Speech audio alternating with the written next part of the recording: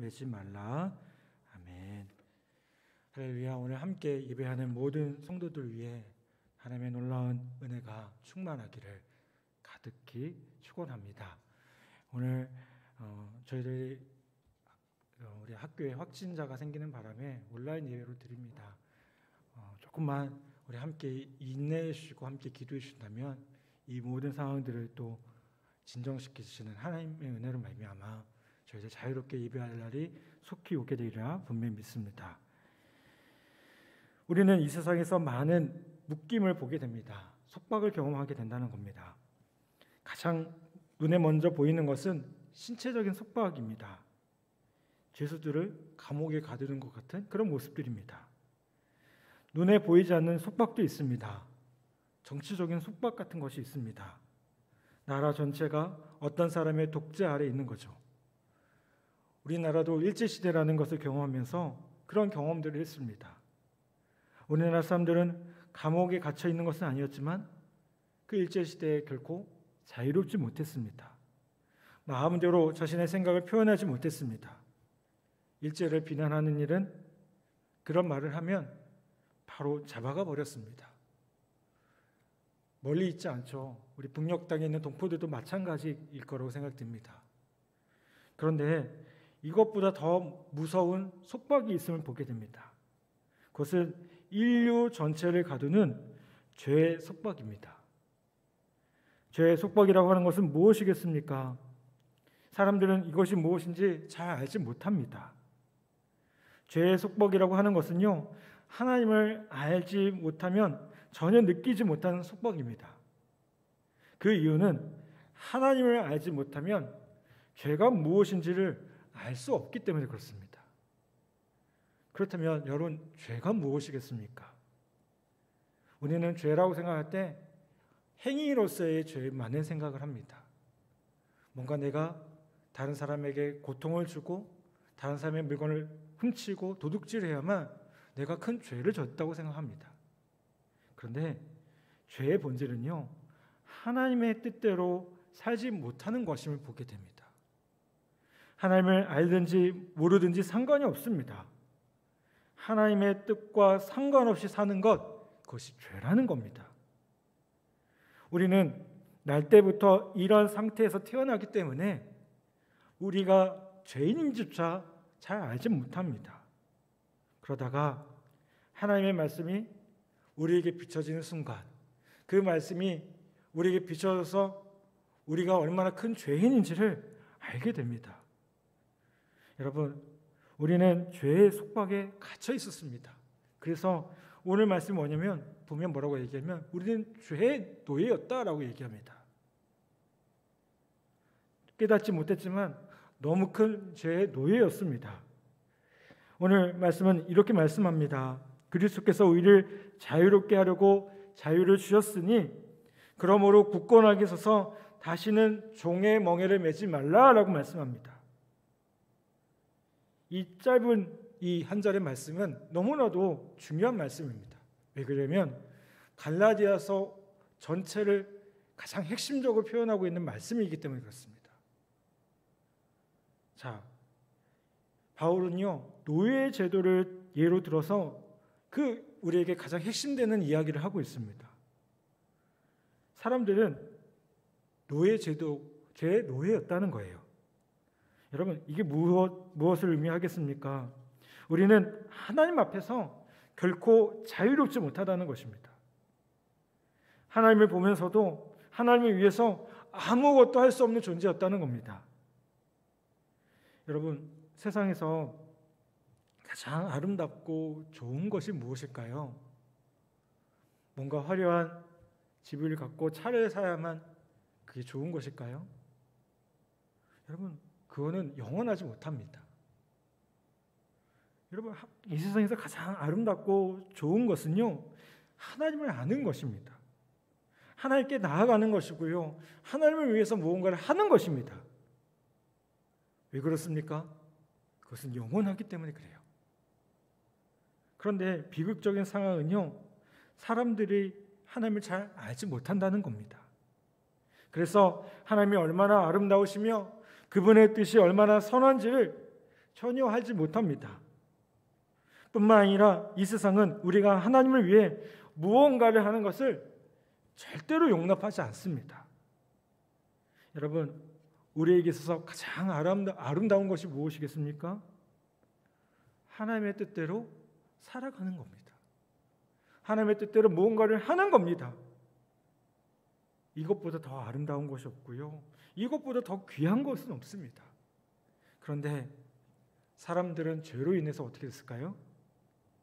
하나님을 온전히 알 수도 없고요, 그렇게 할 수 있는 능력도 없게 되었다는 겁니다.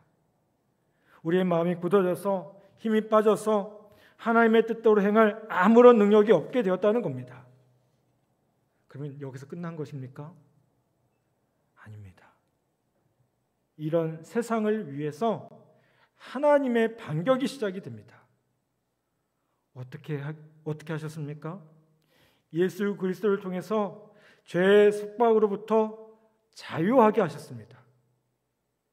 여러분, 예수 그리스도께서 십자가에 못 박히신 것, 그것은요 사탄에게 우리의 몸값을 내어준 것이 아니라 하나님의 용서를 구한 것입니다.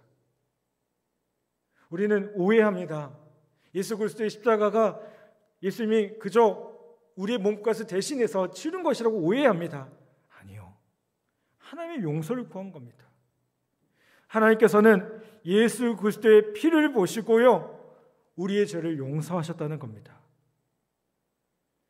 여러분, 그리스도의 십자가는요, 그래서 우리를 그 무서운 죄의 속박에서 어떻게 했습니까?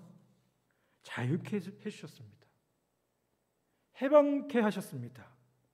그래서 우리의 굳어졌던 마음이 조금씩 녹아서요, 하나님의 사랑을 알게 되고요, 그 십자가의 사랑, 은혜를 알게 되면서 그 마음에 근육이 힘이 생겨서 하나님을 위해 우리가 힘은 없지만 무엇인가 할 수 있게 되었다는 겁니다.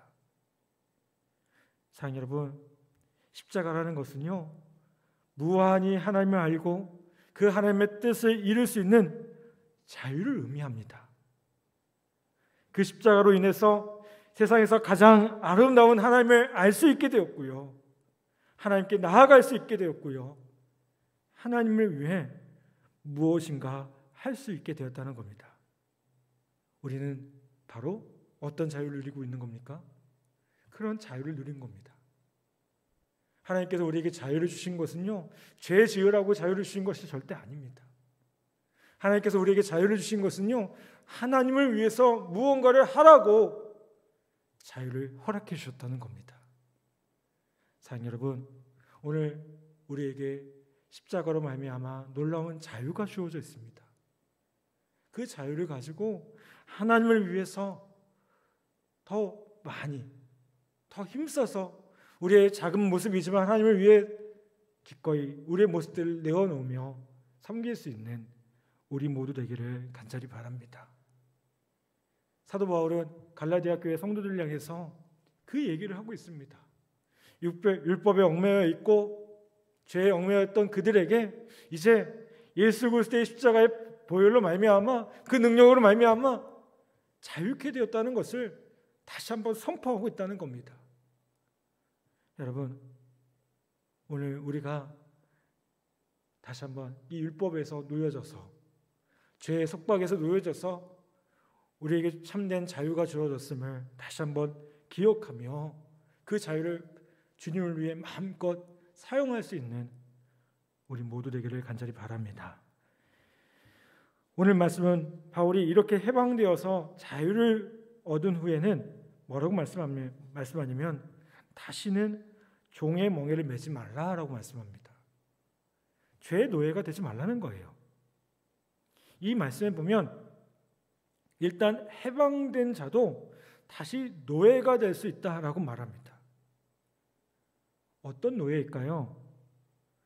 갈라디아서에서 말하는 노예는요, 유대주의의 노예가 되는 것을 말합니다.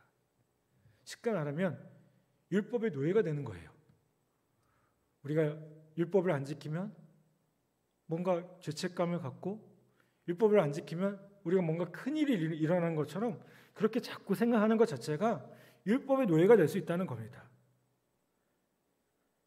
여러분, 오늘날 이것은요, 여러 가지 의미가 있어요. 우리에게도. 먼저는 우리 마음대로 하나님 앞에 무슨 서원을 할 때 노예가 될 수 있음을 보게 돼요. 서원한다는 것 자체가 나쁘진 않아요. 정말 기도하고 하나님을 위해서 뭔가를 하고 싶다면 서원하셔야 됩니다. 그런데 이게 잘못하면 뭐가 될 수 있을까요? 이게 우리를 얽매이는 것이 될 수 있음을 보게 돼요. 예를 들면 헌금을 얼마 하겠다든지 또 선교사로 뭐 나가겠다든지 하나님과 약속한 경우들이 있어요. 서원의 의미는요, 아주 좋은 의미가 있습니다. 왜요? 그것을 통해서 하나님의 약속이 이루어지고요, 하나님이 나를 통해서 이루어지는 것을 보게 됩니다. 그런데 하나님의 기쁘신 뜻을 위해서가 아니라 그것이 스스로를 위한 것이라면 그럼 뭐가 될까요? 멍해가 될 수 있다는 거예요. 멍해가 될 수 있다는 거. 그래서 서원할 때는 우리가 참 조심하셔야 돼요. 또 물어보셔야 돼요. 어떻게 해요? 하나님, 이게 하나님 뜻이 맞냐고요. 내 욕심, 내 생각으로 소원하는 것은 아닌지 점검해 보기를 다시 한번 부탁을 드립니다. 또 이 노예가 된다는 의미는요, 어떤 의미가 있냐면 다른 사람의 평가를 의식해서 스스로를 종교적인 행위에 매여버리는 그 모습도 있음을 보게 됩니다. 여러분, 우리가 신앙 좋은 사람이 되려고 하는 그 기본적인 마음은 참 귀합니다. 저는 성도들 볼 때 그런 성도들 보고 있으면 참 귀하다고 느껴져요. 그런데 이 동기가 그냥 단순히 내가 하나님을 위해서 뭔가 잘하고 싶다라는 의미가 아니라 뭘까요? 다른 사람의 눈을 의식해서 뭔가 열심히 하고 인정받으려고 신앙생활을 한다? 그럼 뭐가 될까요? 이거 역시 멍해가 될 수 있다는 거예요. 제가 청년 때 제가 교회를 참 많이 섬겼어요. 신학생 때 교회 일도 참 많이 했고요. 그래서 저에게 주어지는 별명이 뭐였냐면 두목이었어요. 두목. 뭔가 앞장서 그런 의미가 아니고요. 뭔가 어떤 일을 2배 이상 한다고요. 남들보다. 근데 왜 그랬을까요? 제 안에 그런 마음이 있었던 거예요. 남들한테 인정받고 싶은.